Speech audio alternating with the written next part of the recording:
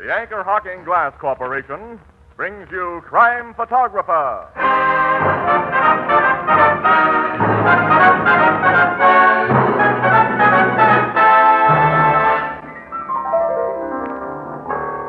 You know, Ethelbert, you and I have a good chance to be famous. How's that, Casey? Well, I figure if a man's known by the company he keeps, Yeah? then he ought to be known by the company that keeps him. That makes sense. And the company that keeps us is... Anchor Hocking, the most famous name in glass.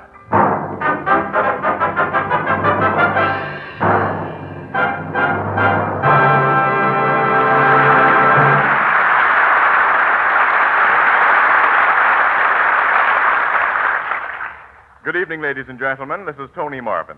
Every week at this time, the Anchor Hocking Glass Corporation of Lancaster, Ohio, and its more than 10,000 employees bring you another adventure of Casey, crime photographer, ace cameraman who covers the crime news of a great city. Written by Alonzo Dean Cole, our adventure for tonight, Photo of the Dead.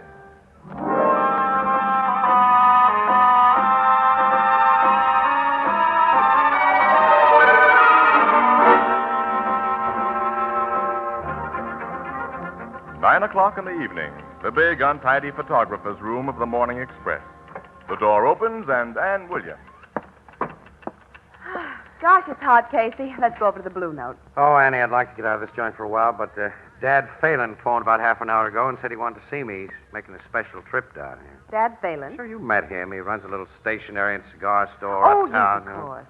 He lost his wife last year, and That's he went right. to her funeral. Yeah, Aunt Maggie, her name was. Well, what does he want to see you about?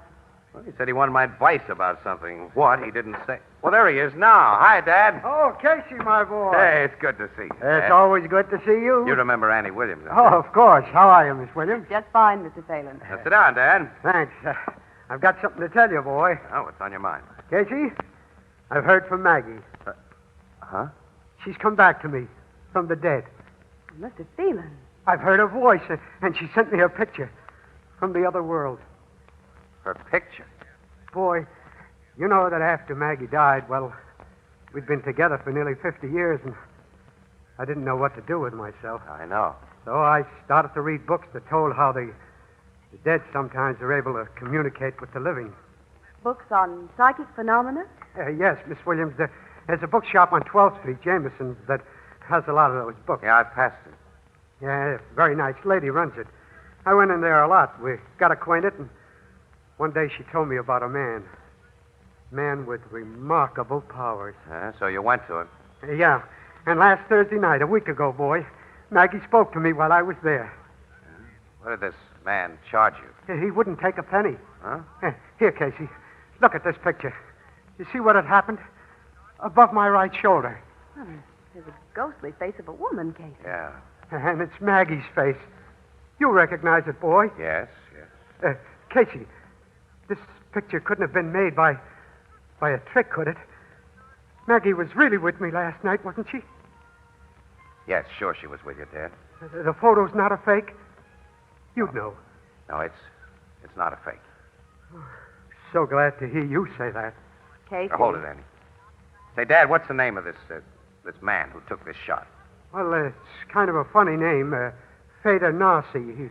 He's an East Indian fella. He's one of those swamis, huh? Hey, he's a fine man. Oh, I'm sure of that. Where does he live? Well, he has a big house on Rankin Avenue, 142. Why? I just wondered. Oh, excuse me, Dad. Will you? Yeah. Hello, Casey speaking. Yeah. Okay, Burke, I'll be right up. That was City Desk calling, Dad. I'm sorry, I've got to rush upstairs. Go right ahead, boy. I'll be going. Anyway, you've told me what I wanted to know, and you've made me very happy. Well, I'm very glad. Good night, Miss Williams. Good night, Mr. Phelan. Good night to you, boy. And a million thanks. Good night, Dad.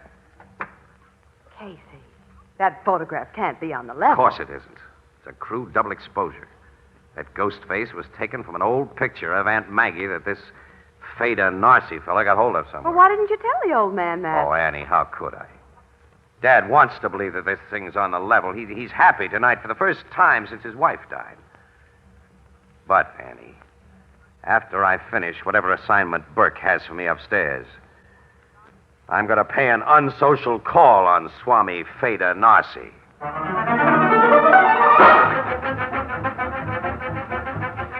Oh, hey, Bert, what do you mean? You're sending me out of town tonight? That's what I said, Casey. I just had our Detroit correspondent on the phone. He tells me a honey of a murder broke out there.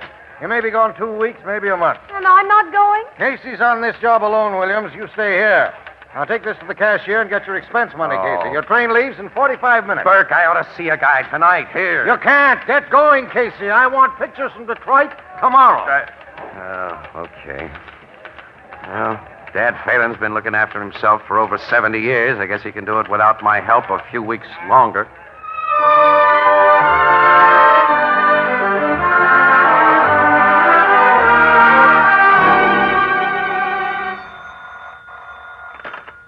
Hello. Miss Williams? Yes. This is long distance. I have your call through to Detroit. Oh, thank you. Go ahead, please. Hello? Hello, Casey. Annie, gee, it's great to hear your voice. Anyway, what's up? Look, something's happened that we think you ought to know about. What? I'm at police headquarters with Captain Logan. A few hours ago, your friend, Dad Phelan, was found dead. Dad Phelan? Yes, Casey. And Captain Logan thinks that Swami Feda Nazi was responsible for his death.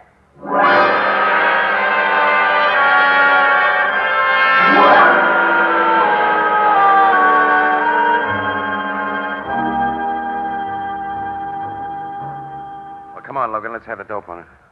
Well, Phelan didn't open his store this morning, Casey. A cop on the beat got worried, broke in, and found your friend dead in the back room. He just died in his sleep, huh? Yeah. I talked to Miss Williams after she phoned you, Casey, and we pieced the thing together.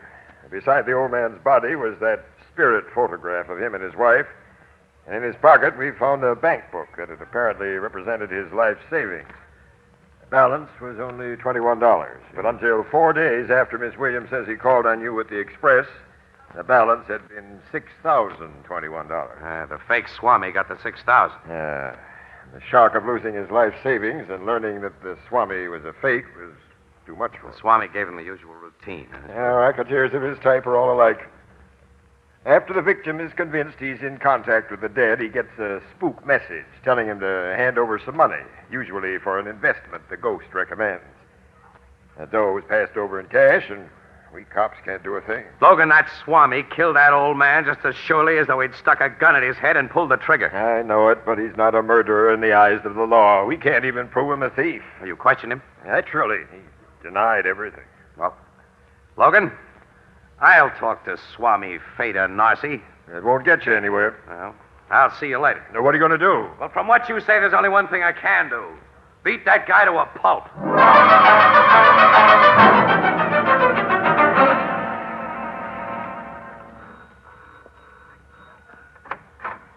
Good afternoon. Are you Feda Narsi? No, sir. Oh, just a servant, eh? Yes, Well, I want to see your boss. What is your name? Casey. You have appointment with the master? No. Feda Narsi received no visitor except by appointment. Will you receive me, big guy? Get out of my way. Wait. Nobody pass Lucky. Lucky, Yes, master. I will see the gentleman for a moment. What is it you wish, Mr. Casey? So, you... I am Feda Narsi. What do you wish? Hasn't your crystal ball told you? As the police have made some baseless insinuations that cannot be proven, I imagine you are about to do something equally foolish. Yeah. I'm going to knock that grin off your face and your teeth along with it. Lucky. Yes, sir. Take your hands off of me. Let me go, will you? Lucky, my devoted servant is a Senegalese. That- They are noted for their skill in fighting. Lucky, teach Mr. Casey that it will be very unwise for him to trouble us again. It will be a pleasure, sir.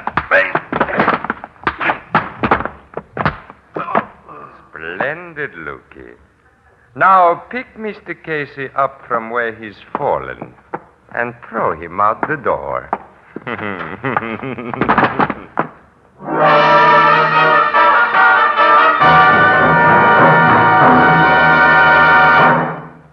Our story will continue in just a moment.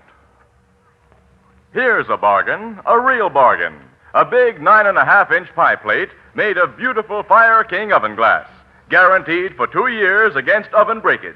Its highly polished surface is as smooth as a mirror, comes clean almost instantly. It's as attractive on your table as it is sturdy and practical in your kitchen. And here's the most important point of all. This new kind of Fire King pie plate practically assures results every time. Its pale blue glass absorbs oven heat so evenly that your pies bake all the way through. The crust is light and flaky with no danger of scorching. Now, to get this new pie plate, it's not necessary to sit down and write a letter. Simply go to your favorite 5 and 10 cent store or any other store selling household glass and ask for the special Fire King oven glass pie plate being offered over the air at 25 cents, or slightly more in distant cities. Remember the name, Fire King oven glass. This new Fire King oven glass pie plate is a product of Anchor Hocking, the most famous name in glass.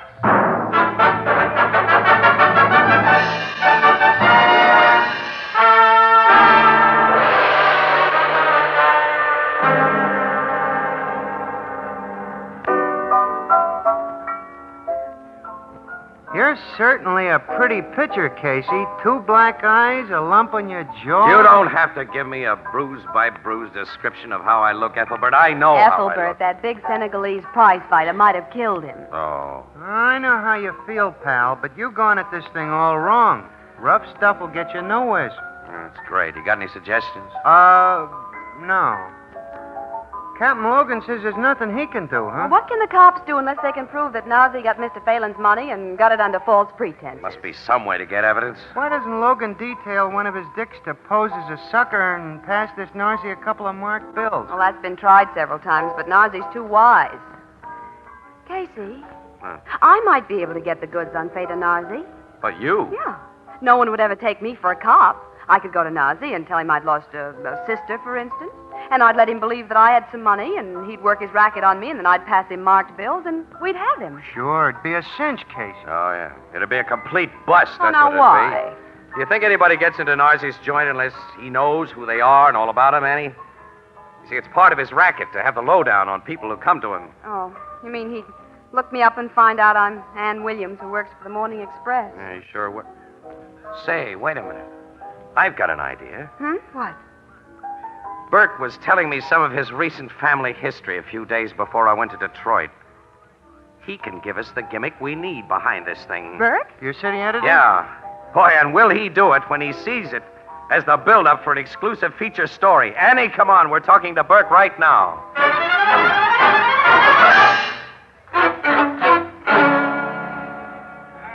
You're right, Casey. It's a natural. Williams, you'll check into an uptown hotel here tomorrow night as Marilyn Phillips of Portland, Oregon. Which is the real name and home address of your wife's first cousin, right? Yes, as Casey remembered my telling him, Marilyn lost her mother several months ago. Where's Miss Phillips now, though, Burke? Traveling in Mexico, so that'll be all right. She's about your size and coloring, Williams.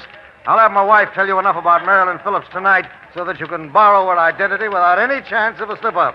When this Fada Nazi checks her, he'll think you're the real McCoy. Well, how'll I get to Nazi? I can't just walk up to his front You door. get to him the same way Dad Phelan did. You go to Jameson's occult bookshop and become a steady customer.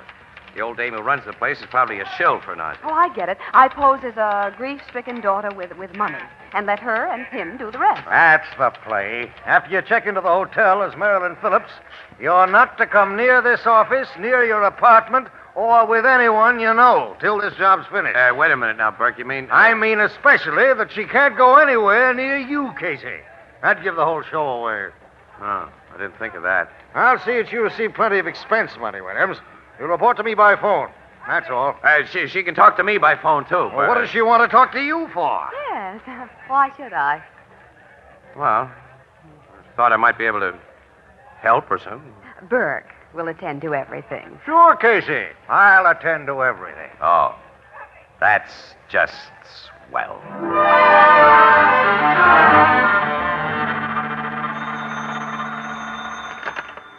City desk, Burke speaking. Oh, it's me, Burke. I'm getting acquainted with Mrs. Jameson, but she hasn't suggested I see our man yet. You've only been on the job 10 days. This'll take time. Stick with it.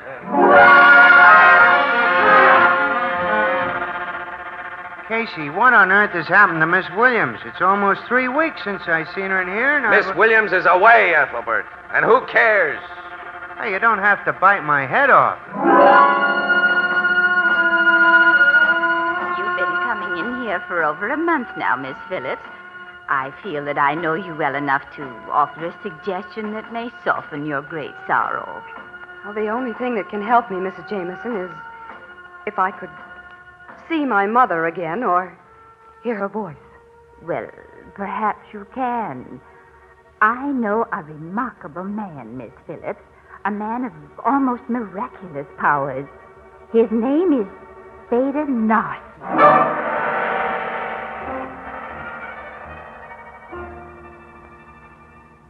Sit down, Miss Phillips. Thank you. I see things in the crystal ball. I see a lady there whom you loved very dearly. My mother? Yes. Her name was Alice.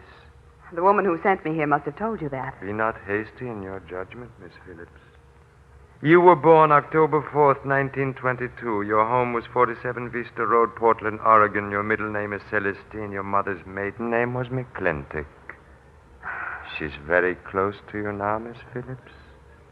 Very close. Can you make me see her, Swami? Or hear her voice? Later, perhaps. Come to me on Thursday next. In the meantime, I will pray that the one you love beyond the veil will speak to you and give you comfort. Go now. I'm very weary. Yes, Swami. How much do I owe you? Owe me?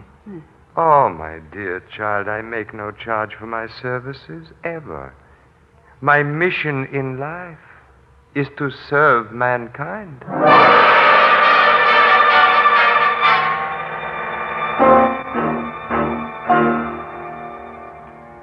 Oh, he merely gave you the old build-up today. Yes, Burke. Of course, someone in Portland sent him the information about Marilyn Phillips and her mother. Sure, Birds in his racket have contacts all over. Call me again after you see him Thursday. Goodbye. Wait a minute, Burke. Huh? How's Casey? In very bad humor. Goodbye.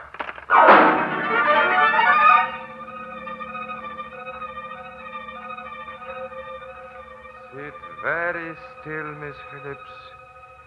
The psychic force is strong in me tonight. I feel the spirit presence of one who has passed beyond. You, think, Swami, that my mother I cannot tell. I am sinking into trance. Hold my hands tightly. Look closely at the crystal, and soon you may hear the voice of the dead. It's so dark in here. Trance. I'm sinking into...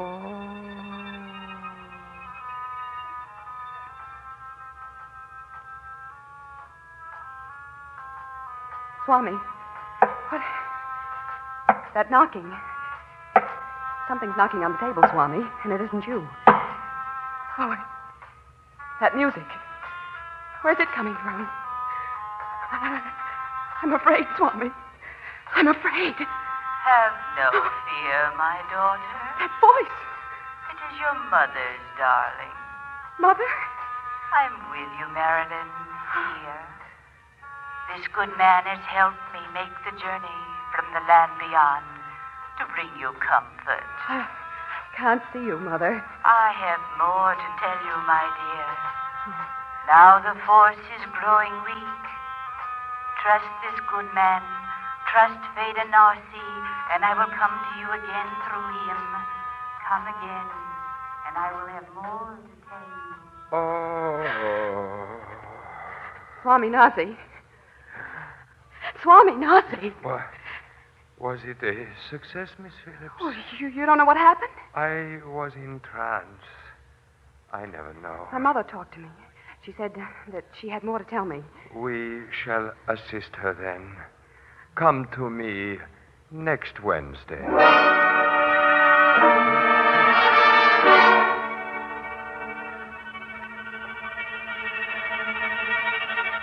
Hold my hands tightly, Miss Phillips. Yes, Swami. I am sinking into trance. Sinking into... Those knocks. And that music again. Mother, Yes, my darling. come closer and let me really see you. That is beyond my power, dear. I have but little time. I'm so worried about you, my child. Worried about me? I left you so little money when I passed behind the veil. You must have more, much more, and you shall have it. I will point the way. Tomorrow, take your money from the bank. Take my money from the bank. Give it to this good man, Faded Narcy. He will invest it for you. Invest it so it will be doubled, tripled in amount. When that is done, your mother will be happy. You will tell Fadenasi how to invest my money, Mother? I shall guide his every action. And I know all things, dear. Through him, I will make you rich. Promise, darling. Yes, Mother, yes. I'll bring Swami Nazi the money tomorrow. You've made me very happy. I must leave you now, darling. I must go.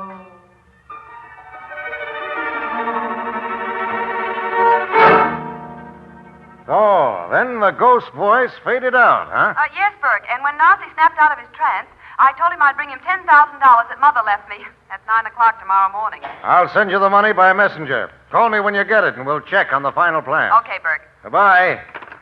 Well, Casey, tomorrow night will be the payoff. Yeah? Cops will be posted around the house before Williams goes in. When she comes out, the cops will take it as a signal, close in. Get the Swami with those marked bills in his possession, and that's that. There's also going to be a witness when that money is passed. Who? Me. Why, you're the last guy in the world who could get into that house. I've been casing that joint, Burke.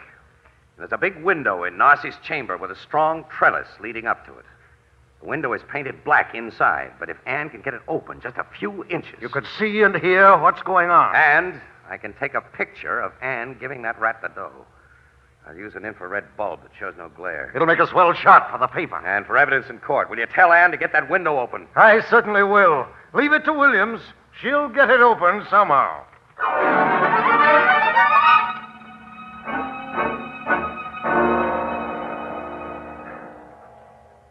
I've brought the money, Swami. Oh, yes, the money. You'll return it to me, and much more besides, as Mother said. Miss Phillips, through spirit guidance, I have made many fortunes for other people. I'm not interested in money myself. Oh, there's $10,000 here. All I have. Well, I will accept and invest it as a sacred trust. Here. Thank you. What was that? I didn't hear anything. We'll see. This window. So, Mr. Casey. Hello, Narcy. Step off that trellis and into this room with your camera. As you see, I have a gun. Yes, I see. Now close the window. Okay. I am always alert for frame-ups. Yes, the guy in your racket has to be. You will give me the film you just exposed? What good will it do you? I saw you take the dough. Your testimony and that of Miss Phillips will be utterly valueless if the money cannot be found in my possession. It's quite obvious that I have been given marked bills, but they're easily destroyed. Casey, if he destroys the papers $10,000, I'll have to pay it back. I'll be in debt the rest of my life. He won't destroy it. Don't move, Mr. Casey. I shoot. Now take the film from your camera and toss it into the copper bowl on this table. Okay. I place your marked money in the bowl with it. Now strike a match, Mr. Casey, and burn them. That gun makes you the boss. Oh, Casey, when we tell Burke you burned the papers and money... It is very probable that you will not be believed. There will be a large suspicion that you kept it for yourself. That doesn't bother me so much as the idea that you might beat this rap, Narcy. I shall beat it. Now strike a match and burn that evidence. Okay. Money and the film in this bowl beside your crystal ball. Right at you, Narcy. Knock the gun out of his hand. Get it, Annie, quick. Looky. The big prize fighter. Come here, Looky, help. That's the guy I want to see again. Take this gun. You'll need it. No, I won't. Looky. I am here, master. You weren't expecting that crystal ball in your face, were you? Now Now, that'll hold you. Now, Swami Nazi, would you like to gaze into your crystal ball? Or can you guess what's going to happen? Don't hit me. Don't hit me! This is for Dad Phelan. This for Annie. This one's for me. And now, Annie, you can bring in the cops.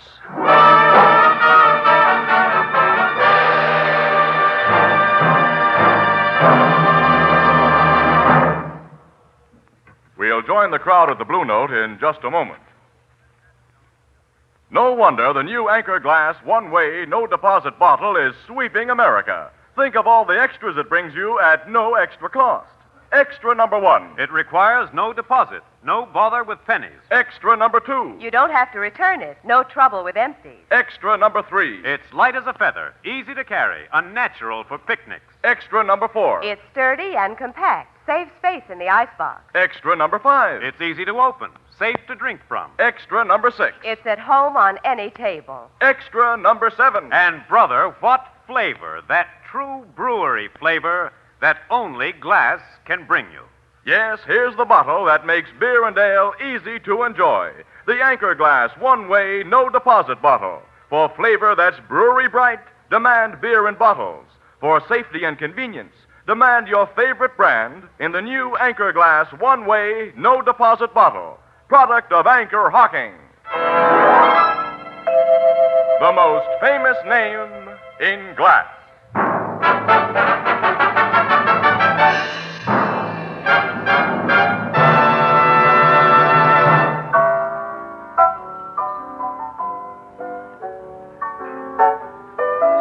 Cops got the whole gang of them, huh, Casey? Yes, Ethelbert. Including Mrs. Jameson, the dame who also impersonated Narzi's spook. That's swell, Miss Williams. And it's swell to see you around here again. I've missed you since you've been away on that case. Oh, thanks, Ethelbert. Yeah, that's right. We've all... say, Annie, it's kind of a nice night. How about you and me taking a walk? Why? Well, just because it's kind of a nice night. So long, Ethelbert. So long, Ethelbert. So long, so long. As my sister Edna says, quote, absence makes the brain grow dumber. And a walk on a nice night may be dangerous business for an unmarried bachelor. Unquote.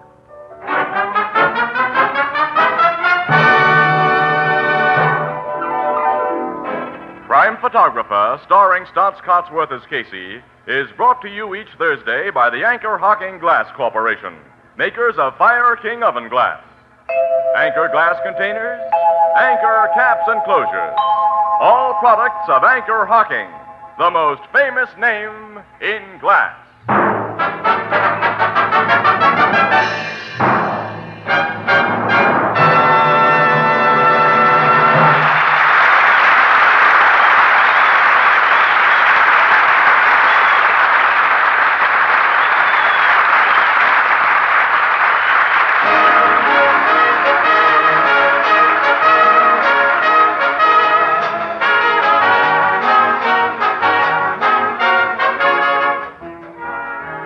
Photographer is directed by John Dietz.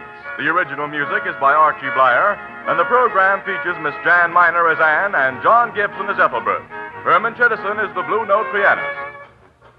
This is Tony Marvin saying goodnight for the Anchor Hocking Glass Corporation of Lancaster, Ohio, with offices in all principal cities of the United States and Canada. Thursday night on CBS is the biggest show in town. So stay tuned for exciting dramatizations on Reader's Digest Radio Edition, which follows immediately over most of these stations.